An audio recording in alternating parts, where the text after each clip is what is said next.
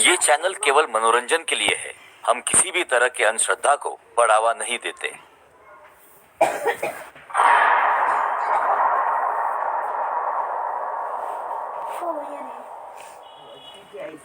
ये कहानी है जगदीश की। 19 साल का जगदीश एक छोटे से गांव में अपने माता पिता के साथ रहता था। जगदीश के कई दोस्त शहर जाकर अच्छा काम करते थे। उनमें से एक दोस्त ने जगदीश को सलाह दी कि वो भी उसके साथ शहर में जाकर काम ढूंढे। जगदीश के दोस्त ने बताया कि शहर में गांव की मजदूरी से भी ज्यादा पैसे मिलते हैं। जगदीश को अपने दोस्त की बात सही लगी और वो उसके साथ शहर चला गया। जगदीश के दोस्त ने उसे एक जगह वॉचमैन की नौकरी दिलाई। Stylish top and bottom sets for 10 on 10 festive looks. Meesho, download now. और ये जगह थी मुर्दा घर, वो भी नाइट शिफ्ट। जगदीश को इस बात से ज्यादा फर्क नहीं पड़ रहा था क्योंकि यहाँ पर उसे अच्छी खासी तनख्वाह मिल रही थी। जगदीश जानता था कि उसे कहीं और रात के 10 घंटे ड्यूटी करके इतनी अच्छी तनख्वाह नहीं मिलेगी। जगदीश का काम का पहला दिन था। जगदीश की ड्यूटी रात के 9 बजे से लेकर सुबह 7 बजे तक की थी। जगदीश ठीक 10 मिनट पहले वहां पहुंचा और वहां के मॉर्निंग शिफ्ट वाले वॉचमैन चाचा से मिला। उन्होंने जगदीश को देखते ही कहा, तो तुम आ गए नए वॉचमैन? तुम्हारी उम्र तो बहुत कम लगती है। कितने साल के हो तुम? चाचा जी, मैं 18 साल का हूँ। घर की हालत ठीक नहीं है, इसीलिए गांव से शहर पैसे कमाने के लिए आया हूँ। अच्छी बात है, पर तुम यहाँ नए हो इसलिए एक चेतावनी देना चाहूंगा। तुम्हारी ड्यूटी मुर्दा घर के बाहर है, इसीलिए सिर्फ बाहर ही ध्यान देना। अंदर क्या होता है क्या नहीं होता, कैसी आवाजें आती है, ये देखना तुम्हारा काम नहीं है। ये सब देखने के लिए अंदर बहुत सारे लोग हैं। चाहे कुछ भी हो जाए, अंदर जाने की जरूरत नहीं है, खासकर रात के 12 बजे के बाद। जगदीश को उनकी बातें थोड़ी अजीब जरूर लगी, लेकिन जगदीश को ये पता था कि मुर्दा घर को लेकर लोग अंधविश्वास पालते हैं। इसलिए जगदीश हाँ में सिर हिलाकर अपनी यूनिफॉर्म पहन के चला। रात के 10 बज रहे थे। मुर्दा घर में काम करने वाले सारे कंपाउंडर और डॉक्टर्स घर जा चुके थे। तभी उसने अंदर से एक अजीब सी आवाज सुनी, मानो अंदर कोई लॉकर के लोहे के दरवाजे पे कुछ पटक रहा हो। जगदीश ने अपनी वॉचमैन वाली छड़ी उठाई और सीधा अंदर भागा। अंदर जाते ही जगदीश ने सारी लाइटें जलाई और उसने अपने सामने जो देखा तो वो डर गया। अंदर बड़े बड़े बैग्स में कई सारी लाशें थी और उनमें से एक लाश सबसे ज्यादा घिनौनी थी। उसे देखकर जगदीश को उल्टी आने लगी। वो सीधा मुर्दा घर से बाहर भागा। जगदीश को अब एहसास हुआ आखिर क्यों उसे अंदर जाने से मना किया गया था।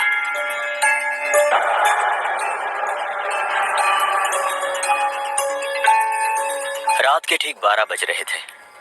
अब जगदीश को नींद आने लगी। जगदीश की आग लगी ही थी कि तभी उसने फिर से आवाज सुनी। इस बार जगदीश ने तय किया कि वो अंदर नहीं जाएगा, बल्कि बाहर से ही अंदर झांक कर देखेगा कि आखिर माजरा क्या है। जगदीश ने अपनी वॉचमैन वाली छड़ी उठाई और मुर्दा घर की खिड़कियों से अंदर झांकने लगा। अंदर झांकते ही जगदीश ने देखा कि एक आदमी मुर्दा घर के लॉकर को खोलकर उन लाशों के साथ कुछ कर रहा है। जगदीश ने उसे देखते ही आवाज उठाई, कौन हो तुम? अंदर क्या कर रहे हो?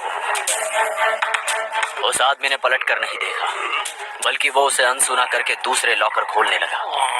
जगदीश भागते हुए अंदर गया और उसने उस आदमी का कॉलर पकड़ा। तब जगदीश ने देखा कि वो आदमी कोई और नहीं बल्कि वही सड़ी हुई लाश है जिसे देखकर वो उल्टियां कर रहा था। जगदीश डर के मारे जोर से चिल्लाया। वो आदमी अजीब तरह से हंसते हुए उसकी तरफ बढ़ने लगा। जगदीश अपनी जान बचाने के लिए वही सर्जरी रूम के अंदर भागा और उसने उस रूम का दरवाजा अंदर से बंद कर लिया। जगदीश ने कांपते हुए अपनी जेब से अपना फोन निकाला और उसके दोस्त को फोन किया। हेलो हेलो, मुझे बचाओ, ये लोग मुझे मार डालेंगे, मुझे बचाओ, हेलो हेलो हेलो, ये लोग मुझे मार डालेंगे, मुझे बचाओ, हेलो हेलो हेलो। उसके दोस्त को पहले तो कुछ समझ में नहीं आया। उसने उसे शांत करते हुए उसके साथ क्या क्या हुआ ये पूछा, और जब जगदीश ने उसकी सारी बात बताई तो उसके दोस्त ने उसे उसी कमरे के अंदर रुककर उसका इंतजार करने को कहा। जगदीश ने फोन रखा ही था, तभी कोई जोर से उस कमरे का दरवाजा खटखटाने लगा।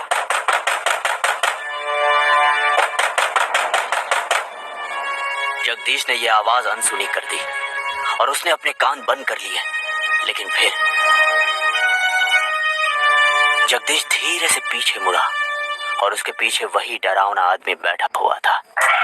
तुम्हें क्या लगता है मैं यहाँ नहीं आ सकता? जगदीश फिर से भागते हुए उस कमरे से बाहर आया और इस बार उसके सामने जो नजारा था उसे देखकर जगदीश के दिल की धड़कन रुक गई। लॉकर वाले कमरे में सारी डेड बॉडीज अपने लॉकर से बाहर आ चुकी थी। जगदीश ने पीछे मुड़कर भागने की सोची, लेकिन इस बार उसके पीछे वही घिनौनी चेहरा वाला आदमी खड़ा था।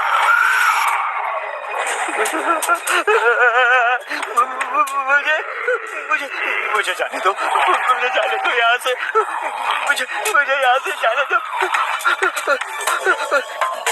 बचाओ! उन सब ने उसे चारों ओर से घेर लिया और जानवरों की तरह उस पर टूट पड़े।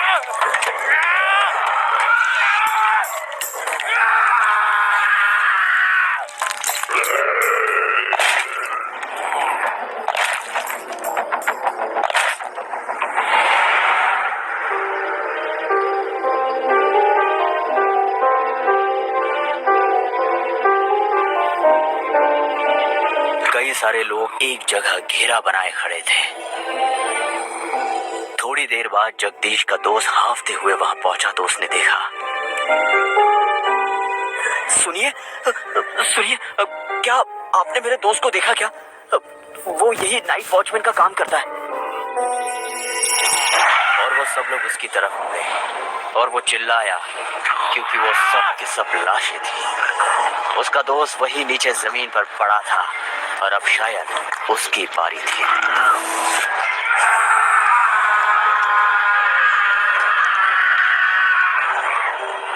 अगले दिन जब वहां पर काम करने वाले बाकी कर्मचारी पहुंचे तो उन्होंने देखा,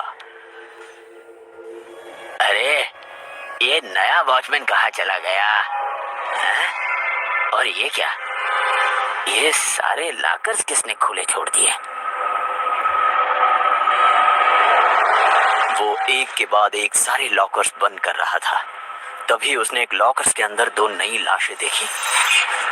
एक लाश थी जगदीश की और दूसरी लाश थी उसके दोस्त की, जो कई हिस्सों में कटी हुई थी। अरे अरे साहब, ये वॉचमैन तो मर गया।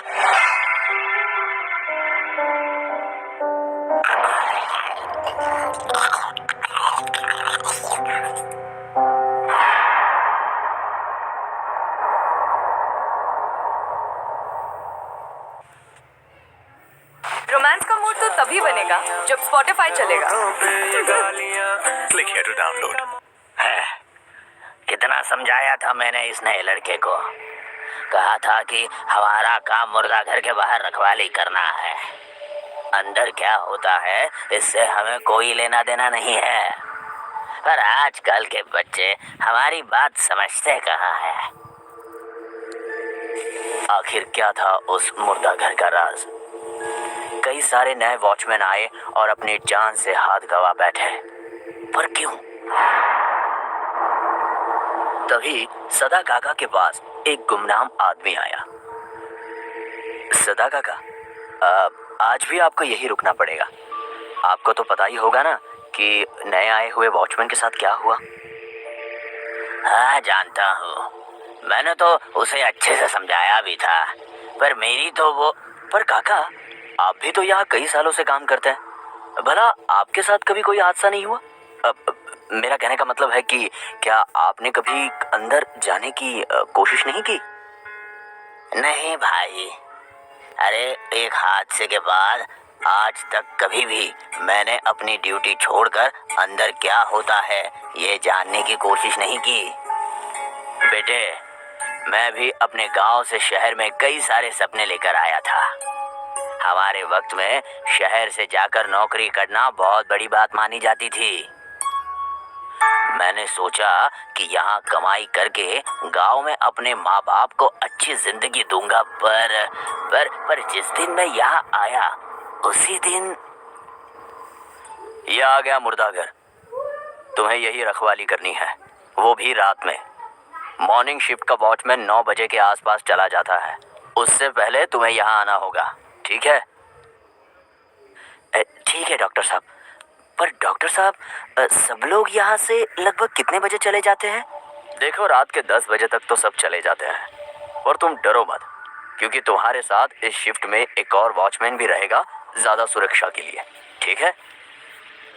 तो इस प्रकार वो मेरी पहली रात थी।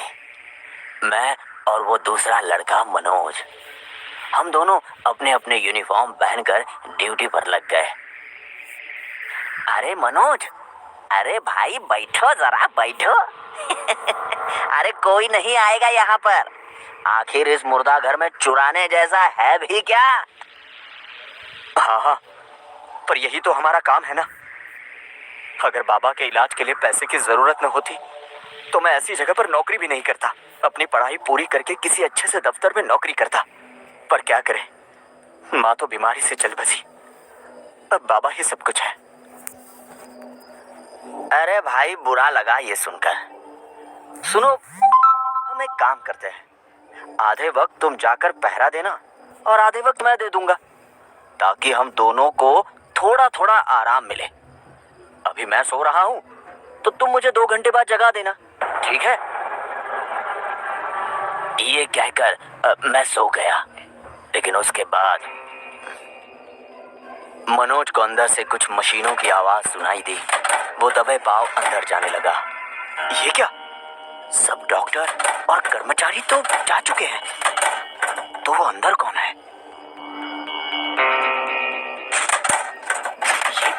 ये आवाज तो सर्जरी रूम से आ रही है, मुझे जाकर देखना चाहिए। उसने अंदर देखा तो डॉक्टर एक पेशेंट का ऑपरेशन कर रहे थे। तुम अंदर किससे पूछ कर आए? चले जाओ यहाँ से, बाहर जाओ, यहाँ पोस्टमार्टम चल रहा है। माफ करो, मैं जाता हूँ। भला इस वक्त ये किसका पोस्टमार्टम कर रहे होंगे? ये आदमी रात के 1 बजे यहाँ क्यों आया? और डॉक्टर साहब इसे अंदर क्यों ले गए? मनोज के बाहर जाते ही एक बड़ी गाड़ी मुर्दाघर के बाहर आकर रुकी। तभी डॉक्टर भी वहां आ गया। उस गाड़ी से एक अमीर आदमी बाहर आया और डॉक्टर उसे अंदर लेकर चले गए। सदा उठो। क्या हुआ? तुम इतने डरे क्यों हो? सुनो, मेरी बात ध्यान से सुनो। जब तुम सोए थे तब मैंने कुछ आवाज सुनी। मैं अंदर गया तो देखा कि अंदर डॉक्टर वहां किसी का ऑपरेशन कर रहे थे। उसके बाद वहां एक बड़ी सी गाड़ी में एक आदमी आया। डॉक्टर साहब उसे अंदर ले गए। मुझे ये बात बड़ी अजीब लगी तो मैंने खिड़की से झांक कर देखा। मैंने उनकी बातें भी सुनी। तब मैंने सुना कि वो आदमी पास ही के बड़े हॉस्पिटल रॉयल्स का मालिक है। ये लोग यहाँ आने वाले कई मरीजों को बड़ी बड़ी बीमारियों के नाम बताकर उन्हें ऑपरेशन करने को बोलते हैं। फिर ये उन्हें वही अस्पताल में बेहोश करके वहां लाकर उनका ऑपरेशन करके उनकी किडनी, हार्ट और बाकी सारे अंग निकाल देते हैं। क्या कह रहे हो? हाँ, अगर पेशेंट बच जाए तो ठीक है, वरना ऑपरेशन के दौरान मौत हुई कह देते। हमें ये सब पुलिस को बताना होगा। न जाने इन लोगों ने ऐसी कितनी जानें ली होगी। अरे रुको, ये क्या कर रहे हो तुम? मनोज, इतनी जल्दबाजी मत करो। जरा सोचो, ये कितने बड़े लोग हैं। आज भले ही हम पुलिस को सब कुछ सच बता दे, मगर ये लोग ज्यादा दिन अंदर नहीं रहेंगे, ये 2-3 दिन में छूट जाएंगे। हम गरीब लोग हैं, एक तो ये नौकरी कितनी मुश्किल से मिली है, ऊपर से इन बड़े लोगों से पंगा लिया तो ये लोग हमें छोड़ेंगे नहीं। मैंने मनोज को चुप रहने के लिए कहा ताकि मुझे ये नौकरी गंवानी न पड़े। वो मेरी बात मानकर रुक गया, पर उस वक्त मुझे ये नहीं पता था कि मैं अपनी जिंदगी की सबसे बड़ी भूल कर रहा था। अगली रात मैं हमेशा की तरह वक्त पर अपनी ड्यूटी करने लगा। अरे ये क्या, ये मनोज अब तक क्यों नहीं आया? हर रोज तो ये मुझसे पहले ही आ जाता है। मैंने रात भर मनोज का इंतजार किया, पर मनोज आया ही नहीं। और उसके अगली रात। अरे डॉक्टर साहब सुनो ना, ये मनोज कहाँ गया? कल रात भी नहीं आया और आज भी नहीं आया है। वो अपने गांव गया है। उसकी माँ की तबीयत खराब थी ना, इसलिए। तुम अपना काम करो, हाँ? वो कुछ दिन में आ ही जाएगा, ठीक है? हाँ। ठीक है डॉक्टर साहब। डॉक्टर साहब जाने के बाद सदा अपने मन में सोचने लगा, लेकिन मनोज ने तो कहा था कि उसकी माँ, इसका मतलब कुछ तो गड़बड़ जरूर है।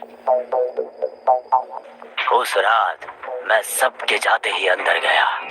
मुझे यकीन था कि वहां मनोज के बारे में जरूर कुछ सबूत मिलेगा। मैं मुर्दा घर के अंदर गया ही था कि तभी मैंने कमरे में किसी के कराहने की आवाज सुनी।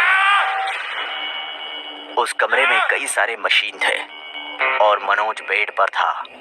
उसका ऑपरेशन हुआ था, उसके पेट पर पट्टी बंधी हुई थी। मनोज, अरे मनोज, ये तुझे क्या हो गया? हाँ, ये सब किसने किया? मनोज, मैंने तुझसे कहा था ना कि हमें इनकी शिकायत कर देनी चाहिए थी। जब कल रात को मैं यहाँ आया तब। डॉक्टर आंखों में आंसू लिए वहां आया। अरे डॉक्टर साहब, क्या हुआ? आप रो रहे हो? मनोज, मुझे तुम्हारी छोटी सी मदद चाहिए, बस मना मत कर देना। मुझ पर ये एहसान करना, ठीक है? देखो, मेरी 8 साल की बेटी का एक्सीडेंट हुआ है। मैंने कई ब्लड बैंक को ढूंढा, पर कोई ब्लड ग्रुप का खून नहीं मिल रहा। तुम प्लीज अपना ब्लड सैंपल मुझे दे सकते हो क्या? अगर तुम्हारा ब्लड ग्रुप उससे मैच हुआ तो मेरी बेटी की जान बच जाएगी। प्लीज मनोज, ना मत कह देना।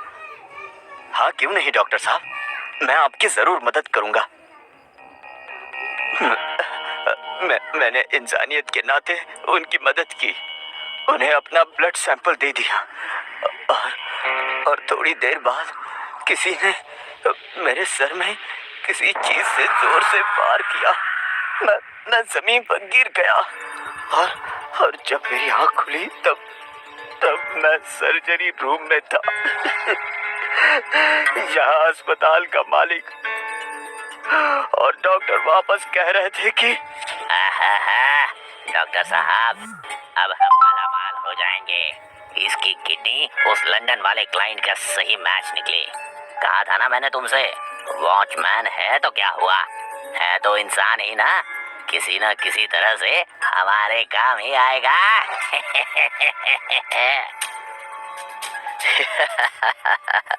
बिल्कुल सही कहा माथुर साहब आपने, ये हमारी पोल खोल दे।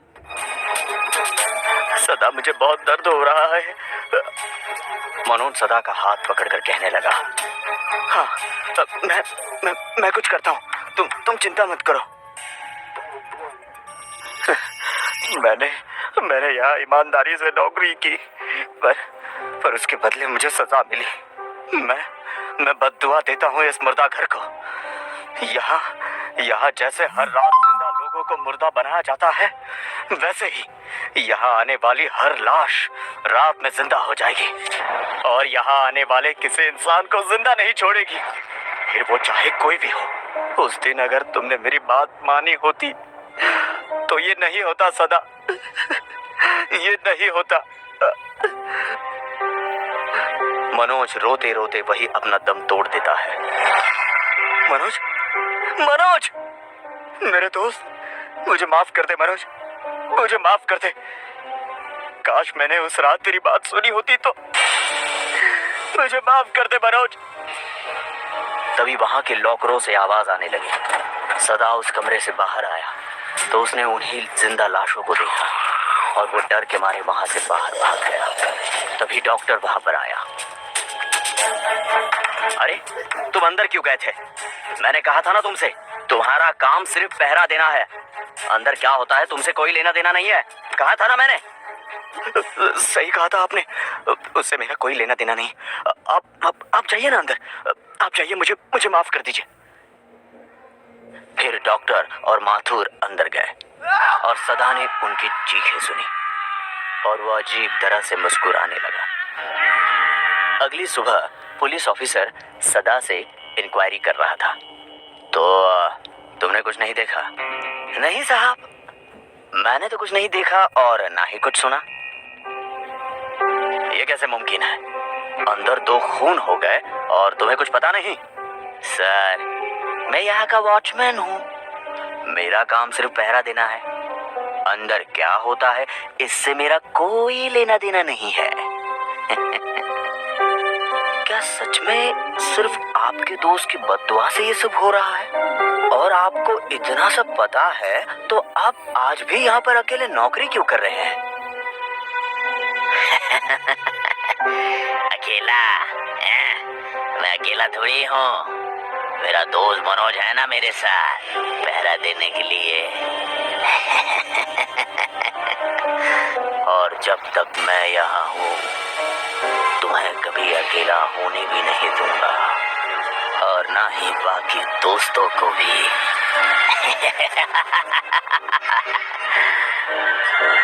अगर आपको ये स्टोरी अच्छी लगी हो तो लाइक करें और हमें कमेंट करके ये बताएं कौन सा पार्ट आपको बहुत पसंद आया और अपने दोस्तों के साथ शेयर करना ना भूलें।